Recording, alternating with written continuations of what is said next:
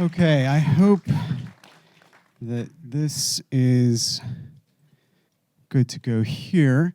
So, Catelin, why don't you come up and I'll try and make sure that Tyra jumps in. I want to make sure that we have her on the big screen before we officially start. Thank you. Hey, Tyra. We know it's 1 a.m. Hi. How are you doing? I'm fine. Hello, beautiful. Thank you. You look lovely. Thank you so much. Wow, it takes one to know one. Oh, it's fine. Can you see them? Yes, I can see them. Hello, everyone. Did you enjoy the film? Yes. So thank you for being with us at this dark hour. Yeah. Nothing but beauty and elegance. So, Tyra, I will honestly introduce you first. We have... Thank you so much for having me. You got it. You got it. So we realized that Miss Tyra Ferrell is actually an shares my alma mater, my high school alma mater, the High School for the Performing and Visual Arts in Houston, Texas.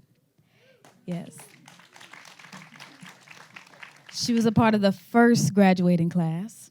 First graduating class. Born in Houston, Texas, moved to NYC. That's where she's tuning in from today. And she was killing it in the 90s from Boys in the Hood, which I hope you got to see the first film of our retrospective, Poetic Justice, Jungle Fever, Equinox, and many others. So she's a character actress. You want to tell them a little bit before I go into everyone else? Let's just start with, I was born and raised at Houston, Texas. I went to the High School of Performing Arts, which was the third in the nation at the time, modeled after the one in New York City. And from there, I went off to college, and from college, I went to Lon Morris Junior College, and then I went to University of Texas in Austin, and from there, I was discovered in the magnificent performance of Merchant of Venice, a Shakespearean play where I played Portia, and this director from New York saw me and said, "You don't belong here." So then I moved to New York, and from New York, I did Broadway, off-Broadway, and then Dreamgirls, the musical, brought me to LA, and I was there, and that's where I met John Singleton a few years later. Beautiful, thank you.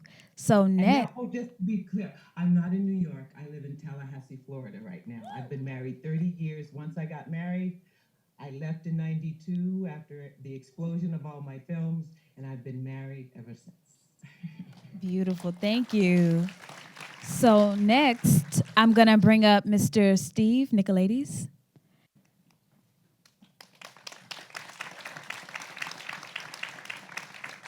And while he comes up, I couldn't have noticed he brought someone with him, Miss Carolyn Thompson,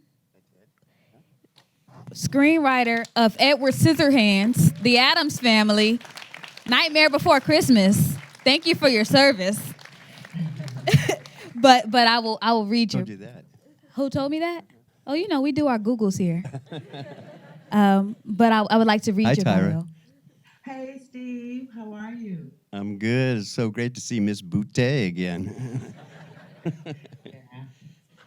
Yeah. And love to Don, too. Yeah, thank you. So I'm going to read a little bit about you now that I've given praises. You're born in Los Angeles in December 1948. Your father worked in a newly emerging industry called television. From an early age, he was smitten by stories told on screen. In fact, his first job in the business came at age 11 when he answered fan mail for Mr. Ed. He nearly graduated from the University of California, Santa Barbara, but when he became a father in 1973, he threw his hat into the entertainment ring, and he has been there ever since. So this is another trailblazer like Mr. John Singleton, guys. I know that you were one of the first to get on Boys, and you have on the shirt today. Would you like to tell us a little bit about that? Shirt or boys? Both. Well, it's so great to see Sheila. Let's see if I can't. There she is. I first met John in, I don't even remember what year it was, but I was in Cambridge, Massachusetts, having a family vacation, and my son was about to go into junior high, and I thought, once your boys go into junior high, you start to lose them. So I wanted to have a good summer with him, and I got a call from Stephanie Elaine at Columbia saying, "I just read the greatest script I've ever read. You got to do this." And I had just finished working on the movie Misery, which was very aptly titled, and so I said, yeah, I'm trying to take the summer off. I don't want to. No, you have to read the script. So just to shut her up, I said, okay, send it. And I read it, and, sometimes you go through your life and something is missing, but you don't quite know what it is, and then boom, it lands in your lap, and that's how I felt about the script of Boys in the Hood. So I said, okay, I'm in. So when we got back to California, I went to Sheila's house in Pasadena. I lived in Pasadena at the time, and I met with John, and I said to him, well, why me? And he said, because you worked on my favorite movie of all time. And I said, oh, what was that? And he said, Stand By Me. And just as a sort of to wrap up that little story, I was sitting in a van on a location scout with Rob Reiner, with whom I did 6 movies. One of the and the last one was A Few Good Men. Boys in the Hood had just come out, and Rob turned to me and said, "Why'd you do that thing with Ice Cube at the end where he freezes and then he fades away? I mean, we did that in Stand By Me." And I said, "Well, you don't get it, do you, man? I mean, Boys in the Hood is a total homage to Stand By Me. The kids go looking for a dead body at the beginning. The little fat kid wears a striped shirt. Cube fades away. Doughboy is really the unspoken hero, the Western hero in Boys in the Hood, as is Chris or River Phoenix was in Stand By Me. And so that's how I met John. It's a long story about Boys in the Hood, but we're here to talk about Poetic, right? Thank you for that. And last but certainly not least, Miss Cassandra Butcher. Hey. Hi, Tyra. Head of Talent and Awards at Audible Studios.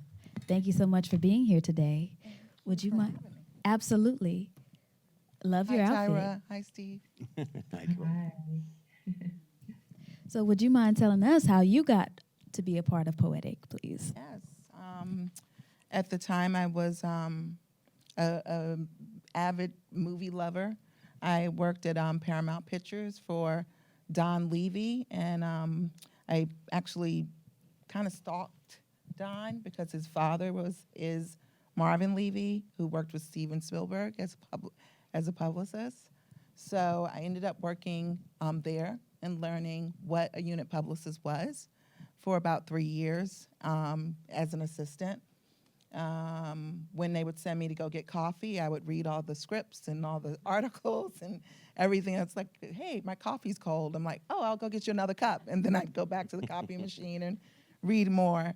So after about 3 years of doing that, and they had done some movies, like when I tell people, they're like, I can't believe you worked on Ghost, and then it becomes a whole joke. But they had done Ghost and Talent for the Game and Cool World and all these really great movies and Bebe's Kids. And I said, you know what? I think I'm ready to go out and get a job as a unit publicist. And my boss said, Don said, well, I'm not concerned with you getting your first job. I'm concerned about the second and the third and the fourth. Mm-hmm. Well, working with John and all the experience, and Steve was my first meeting, they just gave me a shot. They believed in so many people. They believed in passion more than anything. Mm-hmm. I didn't know John or Steve, I didn't know them. I had seen Boys in the Hood. I wanted to work with them. I knew I wanted to. It spoke to me in that way, where it was so real. And then to see these young people working together to tell a story, and storytelling was my favorite thing. That's why I came to Los Angeles from Virginia. You know what? They gave me a shot. Steve helped me get in the union. I don't know what tricks he pulled, and I've been working ever since. Beautiful. So now I'm going to read a little bit about what she's been doing for work ever since. Yeah. In this newly created position at Audible Studios, Butcher will intersect with multiple teams designed to manage all aspects of talent interaction and award strategy. As a part of this portfolio, Butcher will build a team responsible for creating strategic partnerships with influencers and high-level talent, as well as create a larger plan for prestigious awards for Audible originals. Butcher will work cross-functional with every department, closely with the head of casting and talent and the public relations, social media, marketing, and events teams on all awards and talent relations efforts. So I read that part of the bio because anybody who's read even a little bit about Mr. John Singleton knows he was a trailblazer, a go-getter.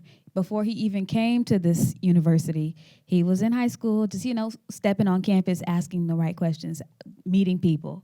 So I would like to ask really anyone who would like to jump in, what about this film was unorthodox to what you consider the studio system films of today? Okay, so I'm kind of nervous talking about poetic justice because I have a lot of mixed emotions about it. I thought that, first of all, it was an incredible cast, and there were some incredible performances in this movie, including this woman up here on the screen. And it's a deep, deep honor, one of the biggest honors of my whole life to have worked with and known Tupac. An absolutely beautiful guy.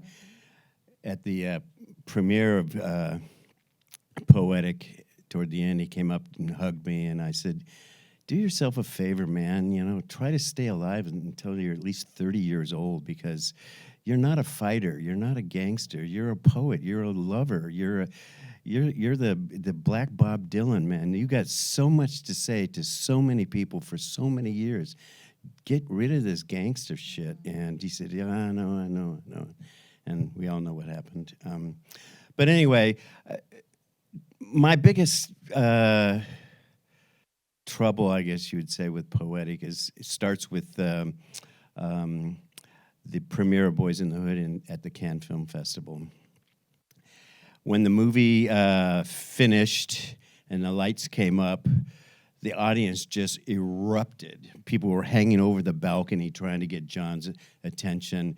The royalty of black movie making was in the house. Spike Lee and Denzel and Wesley Snipes. I'm not sure if Stanley Clark was there, but just everybody was anybody. I was sitting right in front of Roger Ebert and his soon-to-be wife, a beautiful black woman, and they were just crying their eyes out. And the world just went, holy crap, what the fuck just happened, And so my wife and I went back to the hotel to get out of the monkey suits, and we changed into our clothes, and we're back walking on the main boulevard in Cannes.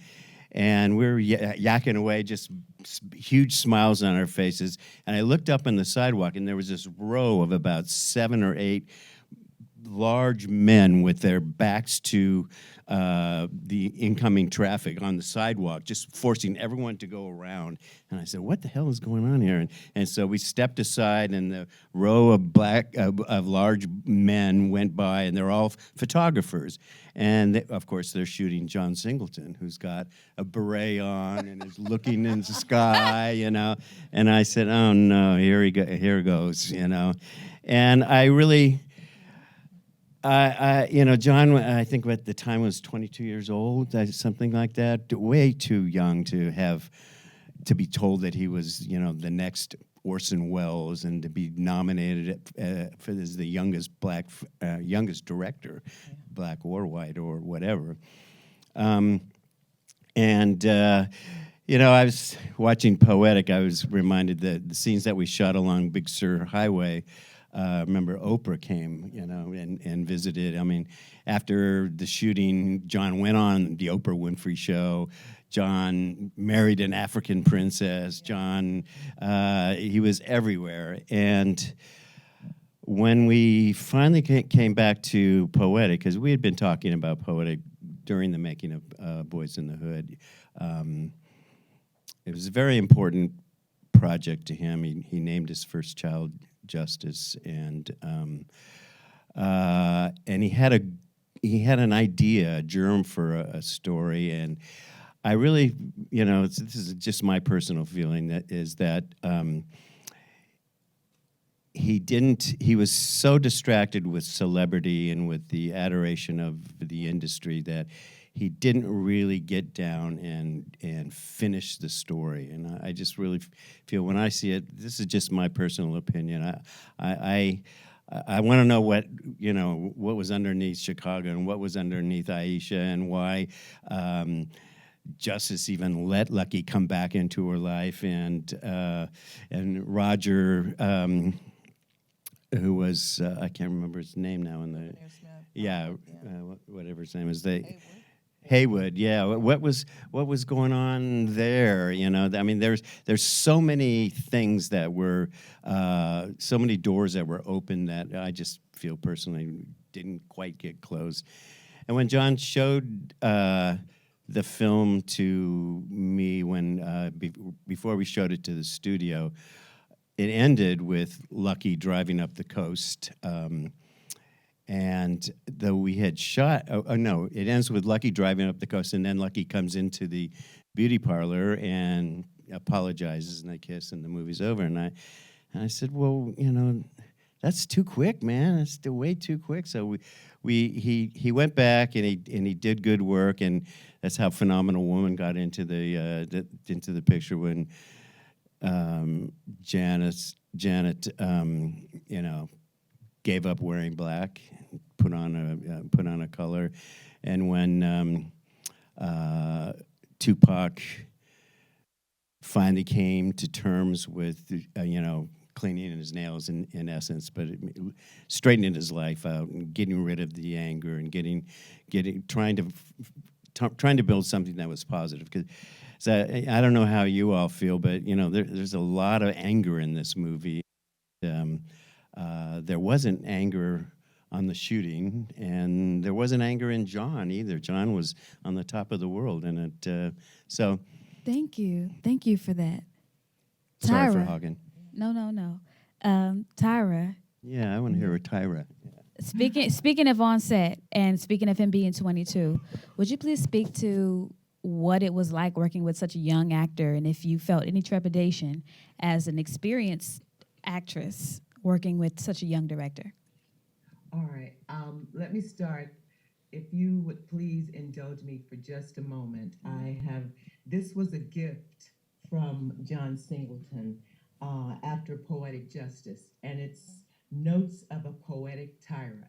And it's a journal so that I could write all of my thoughts, because I journaled a lot during my career in younger life, and not so much while being married, but I wrote in this journal for you tonight and on your audience. And the reason for this is so that I would not forget to say the most important thing to me about John. Though John was 22, he was wise and thoughtful, well past his years. Not only did he grasp the technical and visual aspect of filmmaking, but he understood the importance of honest dialogue. John put words and images on the screen that represented parts of our community that rarely appeared in Hollywood films. He also, at a very young age, understood the impact of race and racism on our community. He wanted to make his film not only entertain, but engage the audience to reflect on all the issues he saw through his life as a young Black man. I don't know if his work will ever be duplicated because of the timing and the quality of the work. In terms of my relationship with John, it was special. He understood Black women and wanted to give us an opportunity to be seen as sexy, independent, and powerful. It was a collaboration, and he gave me freedom to stretch my character, alter some of his dialogue, and use my talent as an actor to bring life to Miss Baker and to Jessie. That took a lot of maturity and confidence from John. He was all about collaboration and getting what's real on the screen. And I had to tell you that because I tend to wander and go on and on. But it was wonderful working with John because when I read his script, it was like reading a novel. The colors were there, everything was there for you. And I loved his politics. You know, a lot of my work has always been along the political line. I choose work that moves me and that adds to the community. And when John and I would talk, he worked in Hollywood, but he was not Hollywood. He was like a Malcolm X in the industry when we would sit down and talk. So it was wonderful. It doesn't matter how old you are, if you have what it takes. And his passion met my passion in the universe, and we came together to create these wonderful films. And in terms of anger and things like that in the film, I saw it for the first time in many, many years. I think I've only seen the movie maybe twice, not twice, but maybe that was like my fourth time. And this was the first time I didn't watch myself. I thought it was beautiful. I loved looking in Tupac's eyes, was like the truth. Watching Janet was lovely. I just thought there was so many lovely performances that I couldn't appreciate because I was so in it, making it happen. But I really enjoyed the piece. I really enjoyed the movie for the first time, watching it yesterday. Thank you so much for that, Tyra. And Yeah. on the subject of being able to see it on the big screen, I would say that, you know, these films were made before I was a twinkle in my daddy's eye, okay? 30 years ago, we shot it. Yeah, these movies predate me. So to see it on the big screen, I'm really realizing, oh, he wasn't afraid of the shot size where we're really in close, we're very intimate. And to speak on something that you touched on earlier, honestly, you're just gonna have to tell the people how you got involved in the film and what he wrote for you, please. Oh, wow. Well, meeting John in Boys in the Hood, what excites me a lot is what's happening in the world, in the Black community. One of the reasons I became an actress was because I loved all the greats like Betty Davis, Joan Crawford, and I didn't see anyone as powerful as that in my skin tone. So as a little girl, I wanted to do that. And so in auditioning for Boys in the Hood came out, right? And so I had the script, but I didn't really want to play Miss Baker. I wanted to play Angela's role. You know, I thought, oh, no one's going to believe me because I was really young, having two big teenage boys. But I said, I will only read for her if you allow me to read for Angela's role as well. So they said, yeah. So I read for both roles, but needless to say, I got Miss Baker, thankfully. But when I saw the screen test, Angela was brilliant. No wonder I didn't get it. You know, as she came all dressed up, dolled and rich, I came in all crazy and changed clothes and became her, but I really wasn't her. Yeah. So, but then as soon as I was there in the audition, he basically told me I had the job. And he says, want to go have some lunch? This is in Boys. So I said, sure. So we went and did Boys. And he says, you're beautiful and you're sexy. He goes, why haven't I ever seen any of that on screen? I said, well, you know, it's Oscar So White wasn't back then, but that's what it was. You know, we had to do what we had to do. But he said, well, I'm going to write a role for you. I got a role for you. I'm going to make you beautiful and I'm going to make you sexy. And I was like, yeah. So when Poetic Justice came around, he wrote it for Janet, with Janet in mind, and he wrote Jessie with me in mind. So that, I don't care what the movie was about, for someone to write because of how they felt about me, I was going to do that role. And to be sexy, where else have I been sexy? John did that for me. Everywhere. And all of us sisters. Thank you for sharing that. So what some may not know is that the idea for Poetic Justice came about while he was shooting Boys in the Hood, when it kind of was like, okay, you know, this movie's gonna be good. Let's work on the next thing. Let's have the next thing going down the pipeline. And he started writing Poetic Justice. It took him 10 days to finish the script, and he attached Janet Jackson because they went to middle school in the Valley together. So yeah, he ran into her again and said, hey, Janet, I wrote a part for you. He had not yet written the part. So that just goes to show that sometimes, you know, you really got to sell yourself, and your best marketing material is you, your voice, who you are, just being yourself, being that people person, or if you're not, faking it till you make it. And so, Cassandra, I have to come to you on this. You know, if marketing is your thing and doing it in such a way that feels organic and like this fits the movie is in your wheelhouse. So could you speak to what you learned on this film? Well, it was my first film as a unit publicist. That was, I didn't have the confidence. And then you don't know what you don't know. But I would say he definitely built a team of people who had a lot of passion. And I don't want to overuse the word, but that's truly was the driving force. And people who had to do what they said. If you said it, you needed to do it. I met Sheila, his mom, early on, and you knew where that came from. And they talked about scripts together. They talked about story together. I don't want to jump the line, but I always think about higher learning, and it's like there's a scene where Sheila's in it, and she's like, they come to financial aid, and she says, and the girl, Christy Swanson, is like, I don't know what to do. And she says, baby, you need to get a job. But it's those things. And she would talk to him about scripts and the dimensions of women and different things of that nature. Well, from one standpoint to another, I came up during the time where it was Eddie Murphy and Banana in the Tailpipe. It was those were the only movies. It was comedy or crime. And he said to me, I don't care what resources we have. I want you to market this movie as if it was a hip-hop album. Hip-hop albums don't have movie commercials or TV commercials, and yet they sell millions of records, DVDs, CDs at the time. We all know what they are. We have themes. Back then you could go to Jack the Rapper and all kinds of things that Puffy and those guys were just starting to do. And we were all young. So I basically would have clips and conversations at Jack the Rapper, or clips and conversations at BRE. Those things don't exist anymore.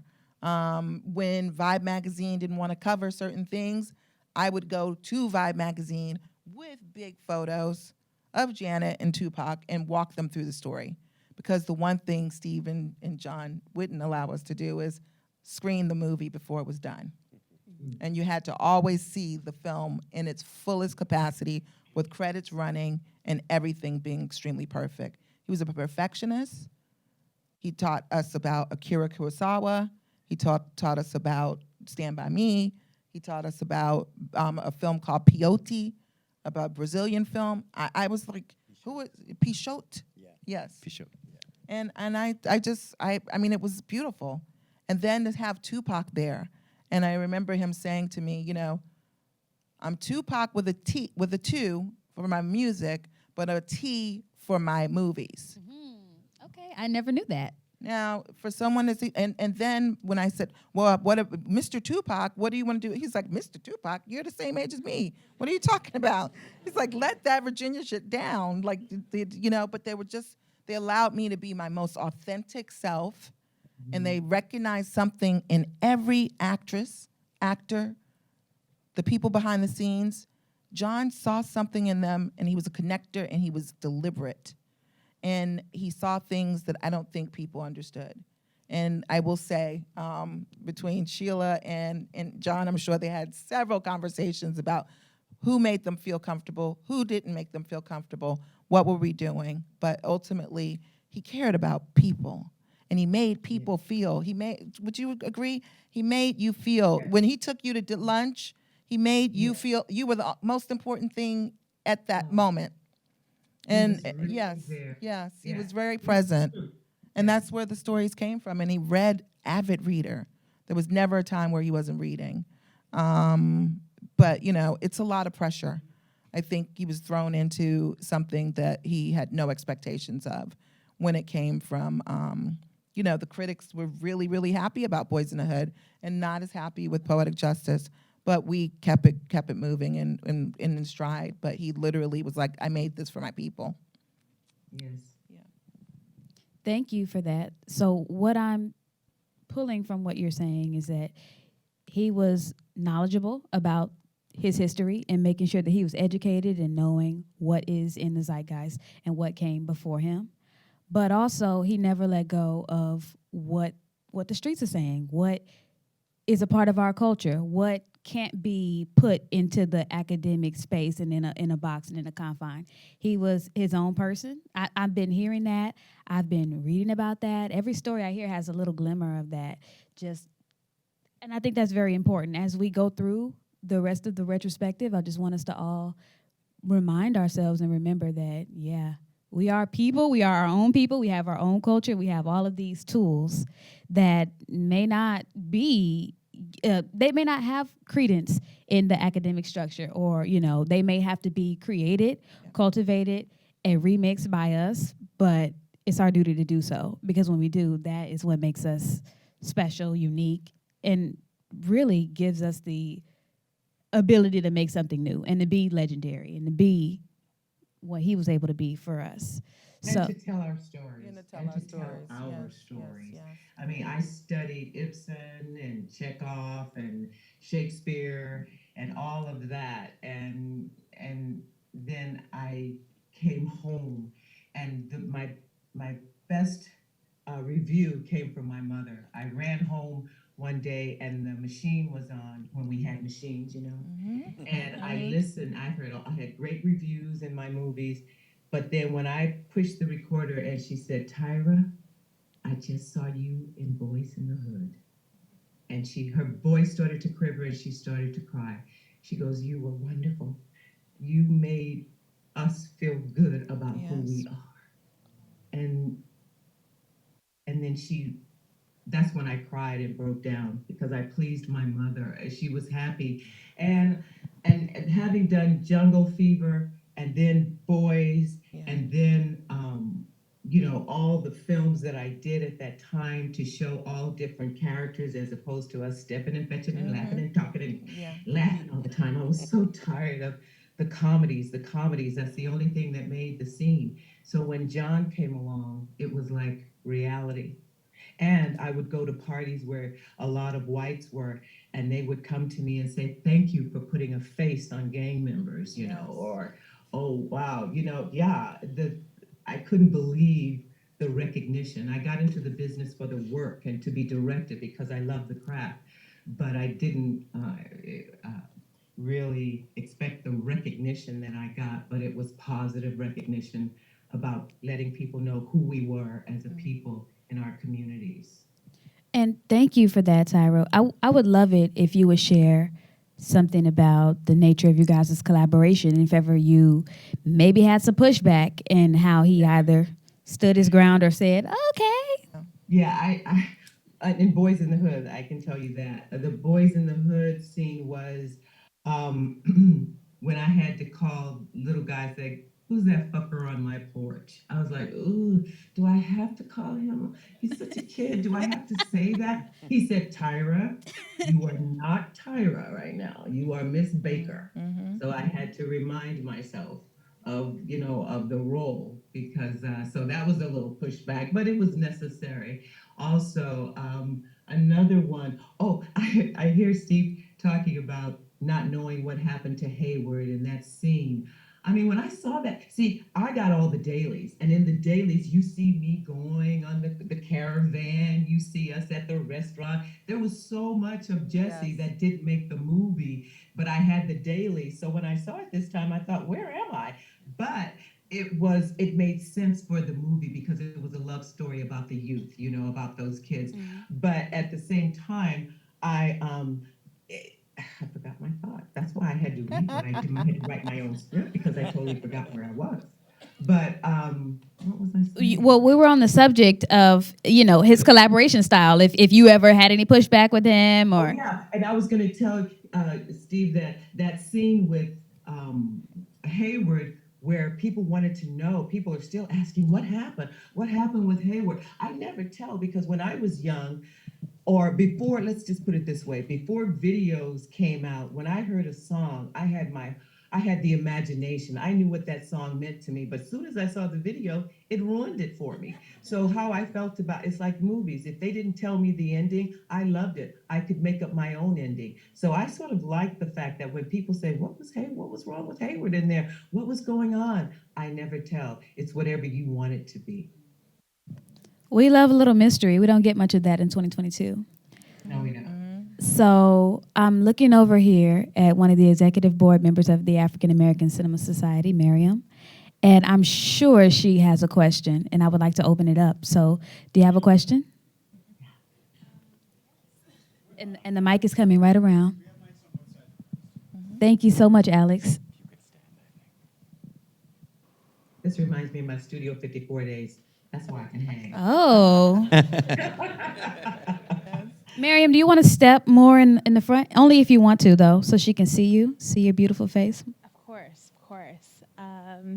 Thank y'all so much for being here. Really appreciate it. Come on this side. Oh, wow. Why don't you? We're comfortable. Oh, wow. So she can see you right here. Hello. Real close and personal. Hey, pretty girl. How are you? So yeah, just want to say thank you, obviously, for being here. I think my question is, what do you think was definitely the most inspirational part of making this movie, as being a part of it? And then what do you think was the most inspirational part for the viewer? What do you think Singleton wanted us to take away from it? And kind of just what was the purpose of the film, especially since we just viewed it and it's fresh in our minds, and working with him, definitely wanted to hear your perspective on that. Is that for me? Yes. It's all for you, Tyra. You know that. Well, first of all, I love the film. I have to tell you, I did a TV series years ago with Ed Asner, who is one of my favorite actors. Ed Asner, I've worked with some of the greats. And as I played his assistant, his secretary. And then one day I was on that screen, on the set, and I pulled out my notebook while waiting, and I said, oh God, one day, even though that was a great job, I said, I would love to be on a set with Black makeup artists, Black hairdressers, Black wardrobe, all Black cast, Black director. Oh, wow, it would be so nice. And I wrote it down, and I stuck it in my Bible. And so for me, doing Poetic Justice was a dream come true, because as a little girl, I was always a token or the fly in the buttermilk. I went to University of Texas in Austin, and fortunately for me, my talent got me into the lead roles but to be a part of what John Singleton brought forth, right now you see us everywhere. We're on networks. We have our own networks. But back in the day, the hard work, the passion. Right now, you can get a coach, you can take a class, and you become an actress. But I remember the way John at USC learned the art and the passion is what I did at school, and the passion. So to work with someone who could do that, and then Tupac, his music, and Janet. Just the magic was there. And the magic, you saw that, but where the magic really happens is behind the scene, the creative part, how it works. It's so technical, but it was a wonderful time to do Boys and to do Poetic Justice and to have that role written for me, to be free like that. I saw it and I couldn't believe how much fun I was having. I get why so many people quote my lines and why people get excited when they see me. I couldn't understand it before, but I must say thank you to USC for having me here, making me go back and look at my work and say, oh, I am so grateful for that time. The 90s was someone said to me, I had an audition, they said, oh, she's acting like somebody in the 90s. I said, they wish people today were acting like people in the 90s. Thank you for that. And thank you for the question. Yes, thank you so much. Can I just say something? Absolutely. One thing that I don't think anyone remembers is that the first 3 days of shooting on Poetic Justice, Wednesday, Thursday, and Friday, we shot the drive-in scene, the opening sequence. That Wednesday, the jury returned the verdict of not guilty for the Rodney King cops. And so we were in Simi Valley where the verdict happened. And we brought 100 black extras and I don't know how many, half a dozen black actors, and our crew was largely black. And remember, every night the sheriffs would show up at the call, which was usually about 4 o'clock in the afternoon, and they would somehow find a way to make sure that the trunks of their cars popped open so that you could see all the assault weapons that were in the cars. The message was clear: there better not be any fucking rioting going on out here.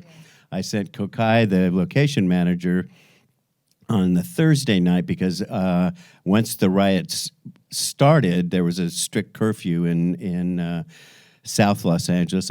So I sent my black location manager to Simi Valley and the West San Fernando Valley to see if we could find any motel or hotel rooms in case our crew couldn't get back home. He came back and said nobody would even talk to me. The next Monday, Tuesday, and Wednesday, nobody in Los Angeles was shooting except for the one black film that was going on, which was us, because there was no riots in Griffith Park, so we did the Johnson family reunion those 3 days. And so not only was it a love affair like what was just described, but it was also there was a deep underlying emotional concern and fear and worry and courage that went into making that movie during those times, because it really was an insurrection of South Central. And all the shots that you see through burnt out buildings in the movie, that's because those buildings got burnt out a week before. Yeah. Cassandra, would you like to share I'll something? say, a lot of people didn't know who Maya Angelou was. The fact that he put her in the film and also made her poetry come alive, and he had such impeccable respect for her as a woman, which I think it's unbelievable. I haven't seen it since. And I've worked with a lot of people. But even when we finished the movie, he said, "You're going to North Carolina. You're going to show Maya the film." And I flew and stayed at her house and actually showed her the film. And just impeccable. Work is work and talent is talent and all of those things. Every job has not been the same, but I was unbelievably gifted at such a young age to have the experience that I had with the New Deal pictures, New Deal productions. Really, really was. Thank you for sharing I that. want to say another thing that's what really made me feel good. So many times we come in and come out as actors, in and out, and we play these girlfriends, best friends, or whatever. But what John did for Janet, she got to be still in the movie. Yeah. You know what it's like to be still? I just wanted to be still, just painting my nails and letting you, what am I thinking? What's going on? So what was great about the movie too, to see a Black woman take the whole scene, that Black people were all at her beautiful face, and Regina, and just being ourselves and having our moments without just coming in, you gotta call on line 1, or can I help you here, and then we're out. No, she was still, and she got to feel. And Maya Angelou's lovely music of words added to that. So to answer your question, it was great because I have been praying, meditating, visualizing those moments, and I got to live them with John Singleton. The universe brought us together, and I just want to say to your audience, if you want anything, if you can have it. If your mind and your heart is connected to your vision and you do hard work, the universe is bringing it to you now. Yes. Thank you. So I see a question back there. You want to give her the mic, please? The mic is coming right around. Okay, thank you. I heard I am USC alumni, film production, and John Singleton was such a gracious person. He was one of my mentors on my thesis film many, many years ago. Anyway, I heard Frank Price speak at the last event, and now I'm hearing you speak, and I forgot. I'm glad I'm asking the question now because I don't think he made a short film. He primarily wrote, and according to my memory. And how did the script get to you? Because, get to the studio. He got it at 22, and, all the doors are closed. You have to have an agent. You have to have a producer. You have to know somebody. So do you remember? It was so long ago. Sure. It's legendary. The script for Boys in the Hood won the Nicholson Screenwriting Award right here. And that got him a very, very junior agent at CAA. And the script went around. Norman Jewison loved it. I don't think he ever optioned it because there were several, major filmmakers who wanted to make the movie, and they had John come in. John was, cocky the way a clueless 20-year-old can only be cocky, and they said, we're going to find a great director for this movie, and John would always say, no, you're talking to the great director of this movie, me. Yeah. And so he wouldn't give up the rights until somebody opened up the dialogue about him directing it, and that was Stephanie Elaine at Columbia. Here's my memory, and I don't mean to be disparaging, but John showed me a video or a music video, I think, that he sort of half did, maybe when he was at SC, but maybe right after.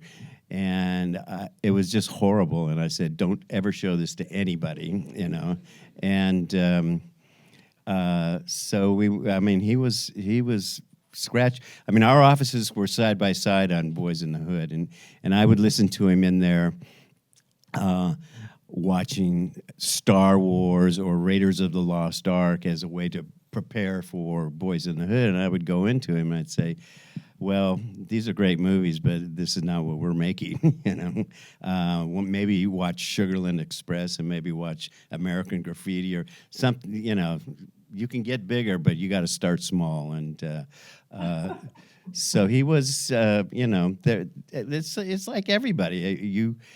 You don't start at the top and work your way down. You have to learn when you're great. You have to learn from the bottom up. And John was honest enough and brave enough and humble enough to take good advice wherever it came from and to process it through his own morals and ethics and intellect. And he learned a lot. I remember the first couple of days of shooting on Boys in the Hood. We were shooting at the Baker House on the front stoop, and we would do a shot, and he would go, great, let's move on, And he did that like 3 times in a row, and I had to take him over to his side and say, you can do more than one take. And one thing I will say about that is that you never know what's gonna be your shot. So he was a confident man. So so it seems, but sometimes you have to take life by the balls. And excuse my French, but I think that at a John Singleton retrospective, just a little bit of language is okay. Sometimes you really have to come to life and say, these motherfuckers ain't stopping me, and not let them. Because the way that the doors were open for him is going to be different for me, you, and everyone else. So, if he thought he could do two take Jake, maybe that was the case, and maybe there's a lesson there for us to learn that you have to faith it till you make it. Next question. Yes. The mic is coming right down. Hi, thank you for being here. This is actually amazing to be in front of you guys. I wanted to know, you guys, as you were reading the script, and I want to know at what point did you read the script and you read a line and you said, this is the movie I have to be in. Like, at what point or what scene was it for you that was like, this movie is a great movie, regardless of whatever, when anyone else thinks, I know this movie is going to be a great movie. I was just wondering what line or what scene was that for you guys? I knew I was going to work with John Singleton. I quit my job at Paramount after seeing Boys in the Hood. I was going to get there, and fortunately, I did. So sometimes you just got to take risk and jump off the boat. That's right. Lovely, and the mic is right behind you. I thought I was going to have to project. I wasn't going to say anything until you mentioned Studio 54, and I used to go there quite a bit, so I just wanted to ask you this question. We were there together, probably. So, Different bathrooms. these works,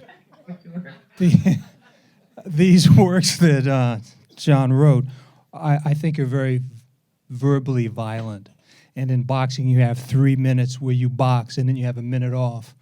And in terms of the work, how do you manage that work when you're doing these verbally, the punching, you know, where people are cursing and people are fighting, and then you have to go to craft service, or you have to do the scene where you're buying cigarettes, because they're really uniquely powerful verbally. It's almost like an Italian mafia movie, the way that people interact with one another. So I don't want you to tell your secrets, but I think it's really interesting how you work moment to moment, and the other performers work moment to moment in these films that are just verbally so powerful. Tell your secrets. You talking to me? Oh, well, my training is character study, character development, thought divisions. And you have to understand that when we do a scene, like when Ricky came in and he was, had been shot, that's all we did that day. I came in, I did that scene, and then cut, let's do it again, come in, do that scene. So I'm prepared for that scene all day. You know what I mean? That's what I do. It's about that scene. How? It's just like standing here talking to you or sitting here talking to you right now. You give me dialogue, you make me angry, I can be so nice, and then you make me mad, you push me, I slap you back. It's like real life. You just do the work. It's on the page, you rehearse, and you do it, and you make it as real as possible, even though it's very technical, because what you're talking about is, how do you go to craft service? Cut. When they say cut, you're done. You go, you come back, and when they say, are we ready? You prepare, you get it done. And the thing about acting is that's what you study to do. One of the reasons I got into the field of acting is because I wanted to be able to do it 5 different ways. I wanted to do it my way, the director's way, and maybe a couple of other different ways. And in studying my lines, sometimes I would jump rope studying those lines till I knew it, to see what sort of energy, what emotion I would get. Sometimes I'd wash dishes, sometimes I'd jog. I work on the Stairmaster. So you develop your instrument, and you're prepared. So if the director says, do it this way, you do it that way, you do it his way, you try it your way. And that's what was so great about John. He let me play, and we had fun doing that. So it's called acting. I didn't have teenage kids. I'd never seen anyone shot before, didn't know anything, but I was acting. Thank you for that.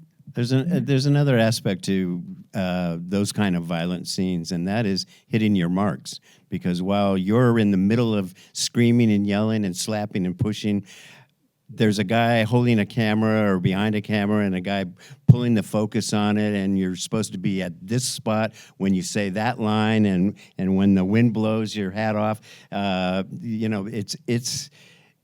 It's an incredible talent to be a great actor. It's an incredible talent. And Well, let me tell him this one thing that happened. Okay. Ice said to me once, Ice Cube, when we were getting ready to do the scene when they bring my son Ricky in, Ice Cube says to me, "Hey, listen, try not to knock this hat off my head."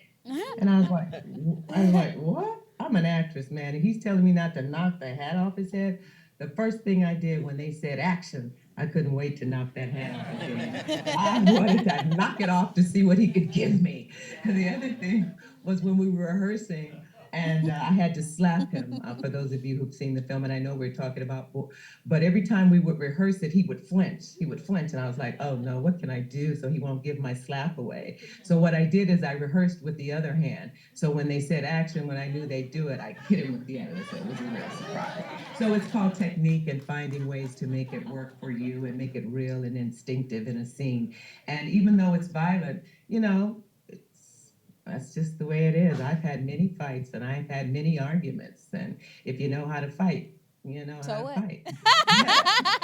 You use that. And a lot of the times when you are angry, you haven't experienced any of that. So what you have to do is go to a place that you can, be angry about something and the words will come out and then you do the action. So it's just a technique.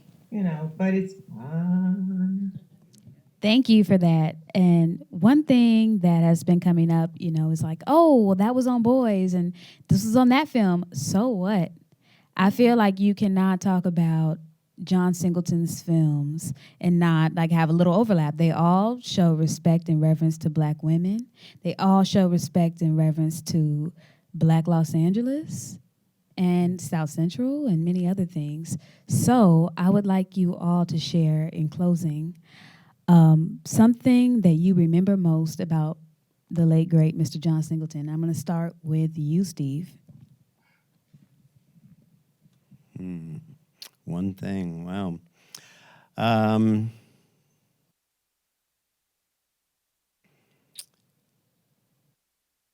I think the thing that I love most about human beings is their kindness and their sweetness, when they are kind and when they are sweet.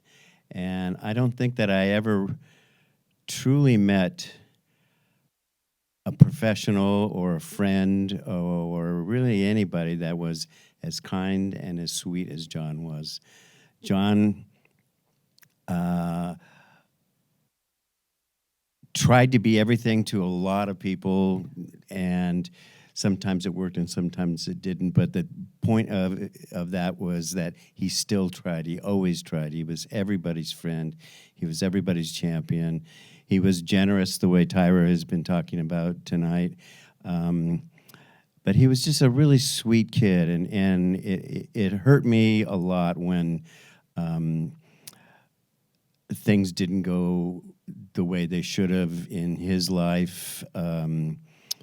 You'll see Shaft, and Shaft, as Cassandra well remembers, was a evil experience with the other producer. And John weathered through it and hung in there and fought for a great movie and made a great movie. And his endearing sweetness and kindness and his optimism about life got him through a lot of hard stuff. Thank you. Cassandra? I mean, my sentiments are the same. You could trust him. He was passionate about what he was doing. He loved what he was doing. And he required you to be smart. And he didn't suffer fools. Period. Tyra, close us out, please. And he was truth. He was honest. He was loyal. He was not a gossip. He cared about the community. And he was so sweet. And he's truly missed. But what I can say is he lives on forever. And I am so proud that my legacy is part of his and he is part of mine. He was just the sweetest person. And I will say this to Steve, that I've been in the business since 1974 professionally. And people know my good stuff. But I've been fired many times. I've had to, the hardship, the movies that have been bad. I wish I had a different name on it. So if you have a career and the higher you go in this business, the more difficult it is. And just like you saw some of his pain and his frustrations and all of that, that comes with the job when you choose it. Unfortunately, hopefully, I didn't, I got married as soon as 1992. I got on the back of that motorcycle and my husband and I, left Hollywood. And I didn't look back because I found love. And I had reached the top and I made a choice.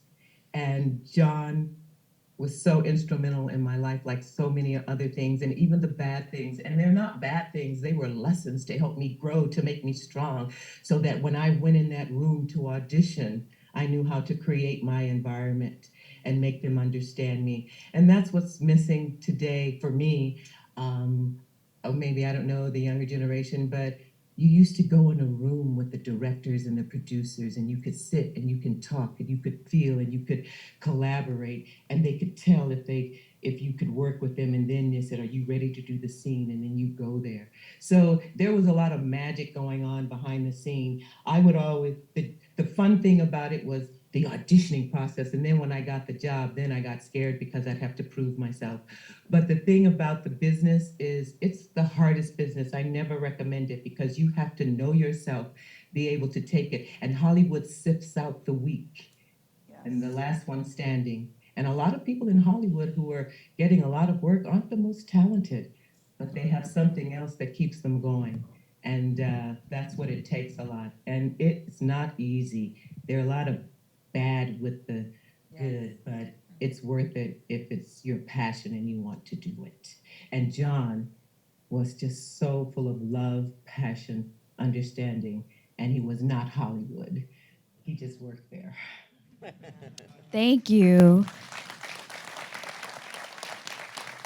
Those were beautiful words. Thank you so much, you guys, for your time and your sincerity and for sharing a part of him that, the younger generation, the more people that come into USC need to know, and filmmakers to come need to know.